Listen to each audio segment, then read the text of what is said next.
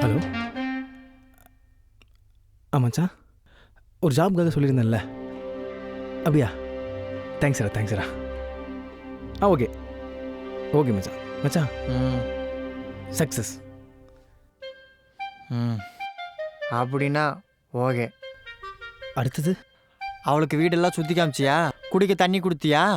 டேய், தண்ணி கொடுக்குறதுலாம் இப்போ ரொம்ப முக்கியமா? ஐடியாவை சொல்கிறா. இல்லைடா, அதுவும் முக்கியம்தான். அது நம்ம தமிழ் பண்பாடு.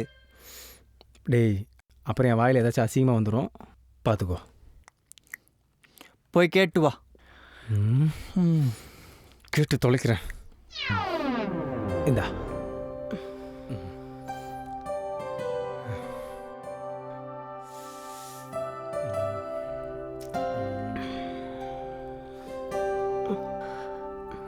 ஆமா, உங்க 2 பேருக்கும் இவ்ளோ பெரிய வீடா?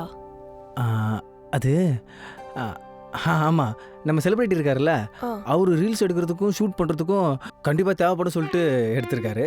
நான் அவர் கூட ஏதோ ஸ்டே பண்ணியிருக்கேன், அவ்வளோதான். சரி, அவளுக்கு இவ்வளோ விஷயம் சொன்னியே, டீ காப்பி கொடுத்தியா? இல்லை, தண்ணி தான் கொடுத்தேன். நாங்கள் வரும்போது ஜூஸ் குடிச்சிட்டு வந்துட்டோம். வீட்டை சுற்றி காமிச்சேன், அதுக்கப்புறம் தான் ஒன்று கேட்டா. சரி, உங்க கம்பெனில எனக்கு வேலை வாங்கிட்டியா? சீக்கிரம் ஜாயின் பண்ணணும்.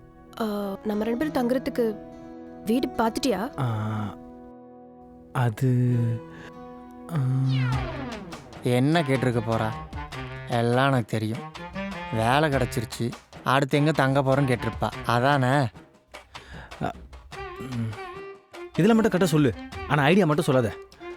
உன் பேச்சு கட்டி இப்போ அவளை வீட்டுக்கு வர நான் கூப்பிட்டு வந்துட்டேன். இப்போ என்ன பண்ணுறதுன்னே தெரில. அதுக்கு தான் நான் இருக்கேன்ல, நான் சொல்கிறத அப்படியே சொல்.